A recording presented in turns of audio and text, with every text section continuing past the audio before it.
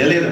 మీరు ఎవరైనా పిల్లలు దారాలతో తీసుకుంటారు, పిల్లవాళ్ళు తెలుసు కదా మీకు, అదేనా దత్తు అంటారు, దారాలతో కూడా అంటారు. దారాలతో తీసుకున్న తర్వాత బాగోగులు ఎవరు చూస్తారు? తీసుకున్నవాడు చూస్తుంటాడు ఆ పిల్లవాడి యొక్క యోగక్షేమాలు. అవునా? మనం కూడా భగవంతుడికి దారాదత్తమైతే ఎవరు చూసుకుంటారు? అయినామా కాలేదు. కాబట్టి మనం అవస్థతో, అశాంతితో, దుఃఖంతో బాధపడుతూ ఏమేమో చేస్తున్నాం. దారాదత్తం ఇంకా భగవంతుడికి సంపూర్ణ శరణాగతి కాదు. అట్లా అయినోళ్ళు కథ ఎంత శ్యమాం నిత్యం తుష్యంతి చ రమంతి చ, ఆయన కథలే చెప్పుకుంటూ ఆడుతుంటారట, పాడుతుంటారట. ఆయన కథలన్నీ చెప్తున్నాం. ఆడతామా, పాడతామా? ఇప్పుడు ఓం నమో భగవతే చెప్తున్నాయి.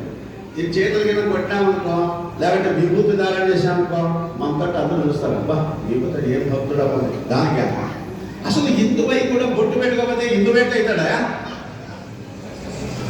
ప్రొద్దున్న లేచేతనే ఎవరైతే హిందువై పుట్టిన తర్వాత, భారతదేశం పుట్టిన తర్వాత ఏదో ఒకటి కింద విభూతి ధారణ కానీ, ఏదో ఒక కుంకుమ ధారణ కానీ, లేకపోతే మూర్తోపుత్రం కానీ అంటించుకోకపోతే నువ్వు హిందువే కాదు. ఎందుకు చూడండి, మన భారతదేశంలో పుట్టి మనం హీనంగా బ్రతుకుతున్నామంటే చెప్పండి. ఇంకా మన క్రైస్తవులా, మహమ్మదీయులా కాదే. మన హిందువుల కూడా ఇట్లా పుణ్య స్థలాలు కావాలన్నా, దేవాలయం కావాలన్నా నాముషనామనుకో. ఇవి పాటించదే మొదట, భాగవతం తర్వాత తెలియబడుతుంది. ఇవే పాటించకపోతే భాగవతం ఏంటో తెలుసారండి, భగవద్గీత తెలుస్తుందండి.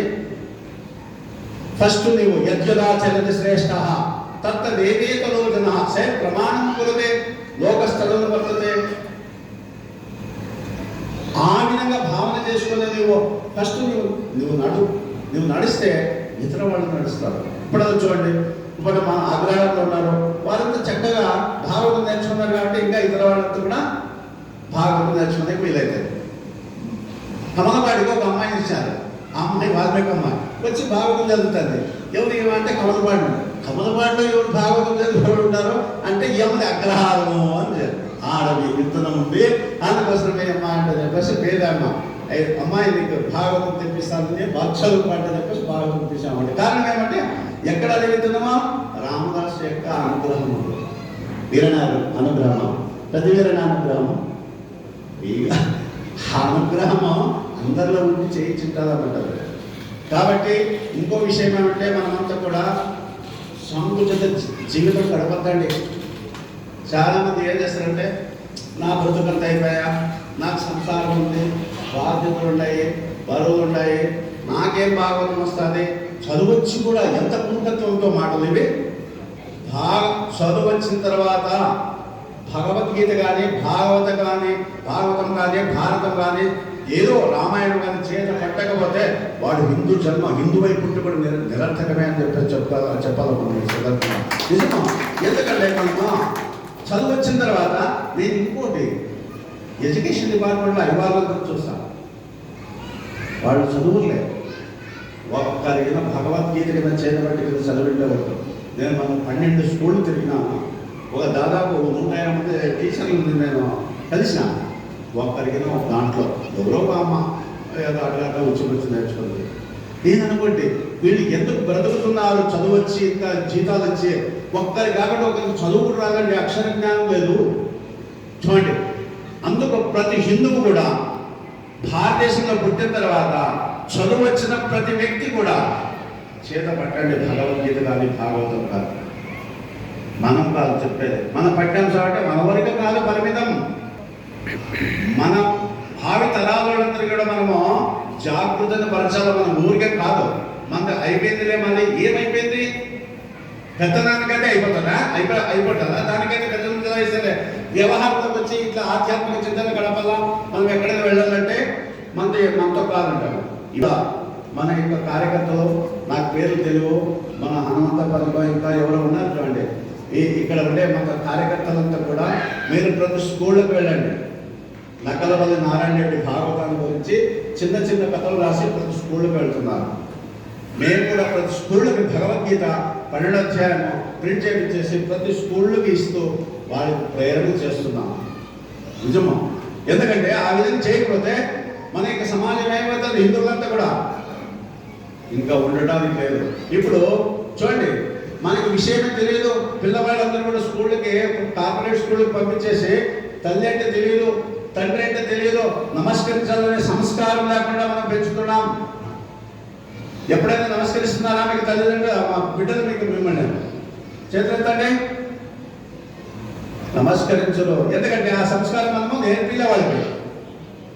అవి నేర్పియండి మనకు, తర్వాత మిగతా మంది కొడతారు, మిగతా మంది కూడా మనకు తెలియబడుతుంది.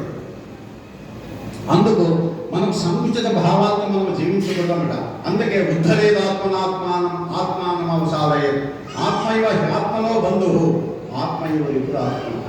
తను తాను ఉద్ధరించుకోదగానే నాతో కాదు, నాకేం చదువు వస్తుంది, భాగవతం వస్తుందా, భగవద్గీత వస్తుందా, వారికి వస్తుంది, అగ్రహారంలో కూడా బాగా చదువుతారు, అట్టే కథలో ఎవరో మాకు చదువు వస్తుంది కానీ ఏదో కొంతమంది పోతారు, మాకు అవసరమా? కాదు. ప్రతి వారికి కూడా శాస్త్రం అవసరమే, గురువు అవసరమే, శాస్త్రమే కాదు. అవసరం లేదా గురువు? ఏ విద్యకైనా గురువు లేకున్నా ఆ విద్య పట్టుబడదు కావున అభ్యాసికి గురు శిక్ష కావలేదు. నారాయణ చదువు ప్రధానమంత్రిగా రాసినది నారాయణ చదువు కూడా. మనము మొదటి పుట్టిన తక్షణమే తండ్రి చూసామా? ఎవరు చూపించింది? మొదటి గురువు తల్లి అండి, కాదా? అసలు ఆ మాతృమూర్తి యొక్క మనము గొప్పదనమే తెలియకోకుండా జీవితాన్ని గడిపినాం. చూడండి, ఇంతవరకు కూడా వాస్తవంగా చెప్పాలంటే దేవతలు అండి వాళ్ళంతా. వాళ్ళు దేవతలు. దేవతలు ఎక్కడున్నారో దైవీ గుణాలు ఉండే వాళ్ళంతా దేవతలే చెప్పేసి మనకు భగవద్గీత చెప్పింది, దైవాసుర సంపత్తి విభాగ యోగంలో. మనము దైవాన్ని ఎక్కడ చూస్తున్నామో అక్కడ చూస్తామో, రాములో చూస్తామో, శివుల్లో చూస్తామో, అవునా? అందరిలో చూసే దృష్టి మనకి ఇంకా అలవాట్లేదు. సర్వస్య చాహం ప్రదర్శన ఇష్టం. నేను అందరి హృదయాంతరాలలో ఉన్నాను. ఎవరు? భగవంతుడు శ్రీకృష్ణుడు చెప్పినాడు. మళ్ళీ శ్రీకృష్ణుడు అప్పుడే పోయినాడు కదా, నిర్యాణమని చెప్పిండా. మళ్ళీ ఎట్టొచ్చాయన బాగా గుర్తుపెట్టుకోండి, శ్రీకృష్ణుడు దేవుడే, శ్రీకృష్ణుడే దేవుడు కాదు, గుర్తుపెట్టుకోండి. శ్రీకృష్ణుడు అందరి హృదయాంతరాలలో ఉన్నప్పుడు స్వామి. శ్రీరామచంద్రుడు అవతార పురుషుడే, దేవుడే. శ్రీరామచంద్రుడే దేవుడు కాదు. మీరు గమనించలేదు, ఇవన్నీ విషయాలు నేను చెప్పేది కాదు. మీరు దాన్ని విచారించి అర్థం చేసుకుంటే ఈ విషయం తెలియబడుతుంది. ఏ స్వామి ఆయన కాదు దేవుడు అంటే, ఆయన దేవుడే, కానీ ఆయన ఒక్కడే దేవుడు కాదు. ఇప్పుడు నేను అందరి హృదయాంతరాలలో ఉన్నాను అంటే శ్రీకృష్ణుడు అట్లా, మళ్ళా ఎవరున్నట్లా? శ్రీకృష్ణ రూపంలో పరమాత్మ ఉన్నాడు అందరి యొక్క హృదయాంతరాలలో. శ్రీకృష్ణ రూపం కాదు, ఈ రూపాల్లో ఉన్నాడు పరమాత్మ. అందుకే సర్వస్య చాహం హృదయ సన్నివిష్టం, అందరి హృదయాంతరాలలో నేనున్నాను అని చెప్పేసి అన్నాడు. ఆడెందుకు ప్రతి చోట ఉన్నాడు. మనం ఎట్లా చూస్తున్నాం? అందరం దైవ స్వరూపంగా చూస్తున్నామండి. ఎవరినో చూస్తాము, ఎక్కడో చూస్తాము, కానీ ఇంట్లోనే దేవుళ్ళు కూడా ఉన్నారు. స్వామి ఇంట్లో ఎట్లుంటారు స్వామి? దేవాలయంలో దేవుళ్ళు ఉంటారంటారు. ఇంట్లో లేవా దేవుళ్ళు? చూడండి, మాట్లాడే దేవుళ్ళు, యోగక్షేమాలు విచారించే దేవుళ్ళు, ఆగకుంటే అన్నం పెట్టే దేవుళ్ళు ఇంట్లో ఉన్నారు. లేరా? వాళ్ళు దేవుడు కదా. నేను చెప్తానండి, అదే మనము దేవుళ్ళని ఎక్కడో వెతుకుతాము, కానీ ఇంట్లోనే దేవుళ్ళు ఉన్నారు. అత్తమామ దేవుళ్ళు, భర్త దేవుళ్ళు, తల్లిదండ్రులు దేవుళ్ళు, పిల్లవాళ్ళు దేవుళ్ళే. చిన్న పిల్లవాడు అంటారు, మనకి అభిషేకం, మనకి స్నానం చేస్తాము, అభిషేకం అంటే అది ప్రసాదం పెడతాము, అలంకరణ చేస్తాము. పురుషునికి మనము చేసేట. కృష్ణునికి ఎప్పుడు చేస్తామో? ఆడవ విగ్రహం అంటే దేవాలయానికి పోయి ఆడవుంటే అభిషేకం చేస్తే చేసేట.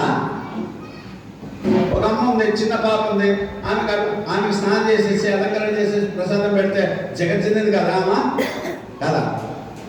మన ఆడిపోలా ఆడా విజయవాడకో కనకదుర్గకో ఆడుకోపోదాం ఒకటి, అవునా? కాదు, మన ఇంట్లోనే దేవుళ్ళు ఉన్నారు. నేను చెప్పేది కాదు. అవజానంతి మామూఢాహ మానుషం తనుమాసితం పరంభావం అజానంతో మమ భూత మహేశ్వరం అని చెప్పేసి ఓ చోట చెప్పాడు. సర్వభూత దయానుగుడును మానవ శరీరధారిగా నేను వస్తున్నాను. ఎట్లా వస్తాను, ఇటుకు వచ్చింటాడండి, స్వామి వచ్చింటాడు, ఎట్లా వచ్చింటాడు. ఈ 7 రోజుల్లో 8 రోజులు మనం రాత్రి పగలు కదా పెట్టుకోండి, అది ఎప్పుడు వచ్చింటాడో వచ్చింటాడు, కానీ మనం చూడాలా.